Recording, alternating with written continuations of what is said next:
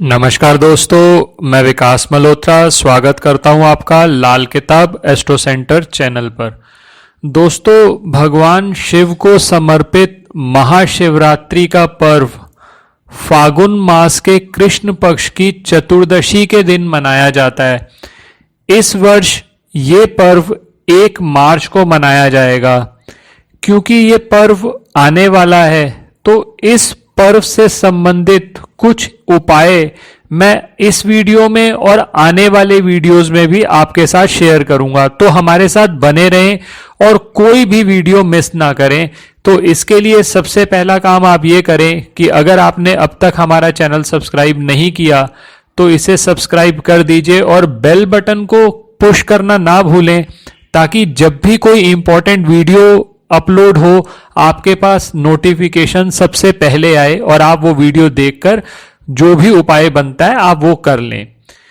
देखिए, धार्मिक मान्यता है कि महाशिवरात्रि के दिन भगवान शिव ज्योतिर्लिंग के रूप में प्रकट हुए थे और ऐसा भी माना जाता है कि इस दिन मां पार्वती का विवाह भोले शंकर के साथ हुआ था।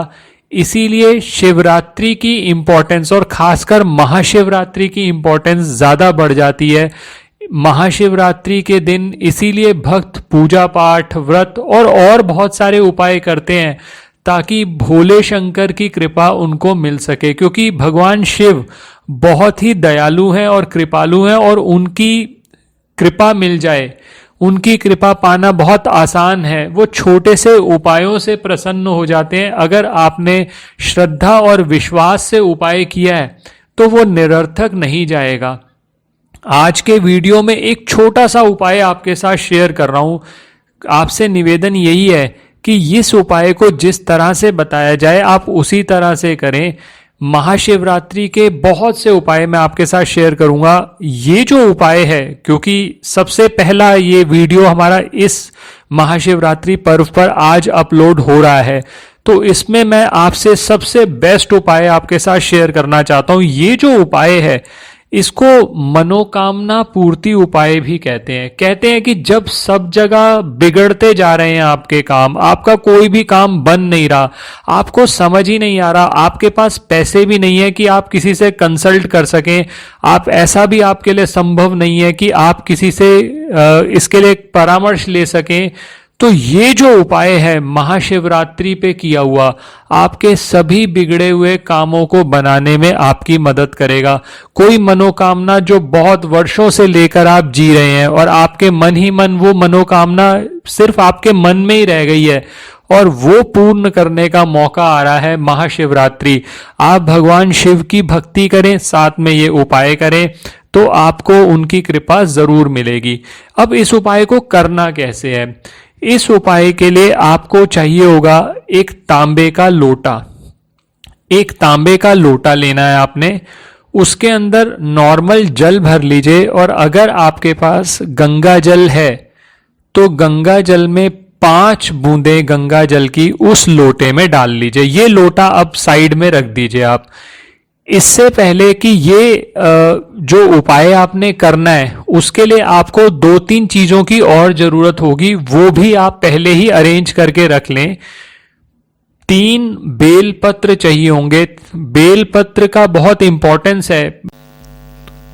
बिल्व पत्र 3 जन्मों के पापों के संहार के लिए त्रिनेत्र रूपी भगवान शिव को समर्पित किया जाता है। इसकी जो 3 पत्तियां होती हैं वो सत्व, रज और तम का प्रतीक हैं।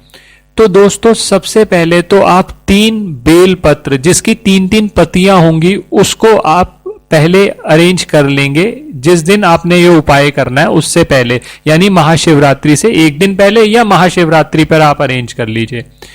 इसके अलावा आपको अक्षत अरेंज करने हैं। चावल जिसे कहा जाता है, चावल खंडित नहीं होने चाहिए। अखंडित चावल के कुछ दाने ले लीजिए। दाने अगर आप गिने या ना गिने उससे कोई फर्क नहीं पड़ता, लेकिन फिर भी आप 10 से 11 दाने आप चावल के ले लें। और इसके अलावा आप पंचामृत तैयार कर लें। पंचामृत आप किसी अलग बर्तन में तैयार करेंगे जिसके अंदर दूध, गंगाजल, शहद, घी दही का मिक्सचर होगा। ये पांचों वस्तुएं आप मिला लें। पांचों वस्तुओं को आप एक बर्तन में अच्छे से घोल कर रख लें। ये सब वस्तुएं तैयार होने के बाद आपको भस्म लेनी है। भगवान शिव का प्रमुख वस्त्र भस्म यानी राख है, क्योंकि उनका पूरा शरीर भस्म से ढका रहता है। शिव पुराण के अनुसार भस्म सृष्टि का सार है। एक दिन संपूर्ण सृष्टि इसी राख के रूप में परिवर्तित हो जानी है, और ऐसा माना जाता है कि चारों युग, त्रेता युग, सतयुग, द्वापर और कलयुग के बाद इस सृष्टि का विनाश हो जाता है और पुनः सृष्टि की रचना ब्रह्मा जी द्वारा की जाती है, और ये क्रिया अनवरत चलती रहती है। इस सृष्टि के सार भस्म यानी राख को भगवान शिव सदैव धारण किए रहते हैं, जिसका अर्थ है कि एक दिन ये संपूर्ण सृष्टि उनमें ही विलीन हो जानी है। तो आपने क्या करना है, भस्म को अरेंज करना है। भस्म कहां से आएगी? आपके पास हवन सामग्री हो या गाय का गोबर का कंडा हो तो आप उसको जला लें। उसके साथ आप उसमें चाहे तो थोड़ा सा देसी घी मिलाकर किसी एक बर्तन में, या अगर आपके पास हवन कुंड है तो आप उसमें जला लें। आप इसके अंदर शमी की, पीपल की, आम की लकड़ी का प्रयोग भी कर सकते हैं। इससे जो राख बच जाएगी, आपको थोड़ी सी राख उसकी लेनी है। आप ये भी कर सकते हैं, आपके घर के आसपास किसी मंदिर में अगर हवन होता है तो वहां से थोड़ी सी राख लेकर आ जाएं। उस हवन की जो बाद में राख बचती है आप उसको लेकर आ जाएं, तो आप वो भी प्रयोग कर सकते हैं। अदरवाइज आप अपने घर पर भी ये छोटा सा हवन करके ये राख बना सकते हैं। अब जो तांबे का लोटा लिया था आपने, उसके अंदर थोड़ी सी राख इसको मिक्स कर लेंगे, और इसके बाद इस तांबे के लोटे के साथ जो 3 वस्तुएं मैंने आपको बताई, बेलपत्र, पंचामृत और चावल, आप लेकर किसी मंदिर में जाएं। अगर आपकी इतनी अच्छी किस्मत है कि आपने नर्मदेश्वर शिवलिंग अपने घर पर रखा हुआ है, तो ये सब क्रिया आप घर पर ही कर सकते हैं, उनका अभिषेक घर पर ही कर सकते हैं। लेकिन अगर ऐसा नहीं है तो आप आसपास किसी भी मंदिर में चले जाएं जहां पर शिवलिंग हो। आप वहां जाकर सबसे पहले शिवलिंग पर जल से अच्छे से अभिषेक करें। उसके बाद जो आप लोटा जिसके अंदर भस्म मिला के गए हैं, आप वो भगवान शिव के शिवलिंग पर चढ़ाएं, और ये चढ़ाते हुए ओम नमः शिवाय मंत्र का जाप करते रहें। आपको भगवान शिव का कोई और मंत्र प्रिय है तो आप वो भी जाप कर सकते हैं, लेकिन ओम नमः शिवाय मंत्र जो कि सबसे सिंपल रहेगा, सभी लोगों को आसान होगा जपना, आप ये ओम नमः शिवाय बोलते हुए आप ये जल जो तांबे के लोटे में था भस्म के साथ आप शिवलिंग पर चढ़ाएंगे। उसके बाद आप बेल पत्र शिवलिंग पर चढ़ाएं, पंचामृत से स्नान कराएं भगवान को, और चावल रख दें, और भगवान को प्रणाम करके आप अपने घर वापस चले आएं। और इस बीच में आप अपनी मनोकामना या जो आपकी स्थिति है या जो आप जिस समस्या से गुजर रहे हैं भगवान से निवेदन करें, तो आप यकीन मानिए आपकी ये जो समस्या है वो जल्द से जल्द सॉल्व होगी। आप अच्छे से ये उपाय करें और उसके बाद आप देखेंगे कि भगवान शिव की कृपा आप पर जरूर होगी।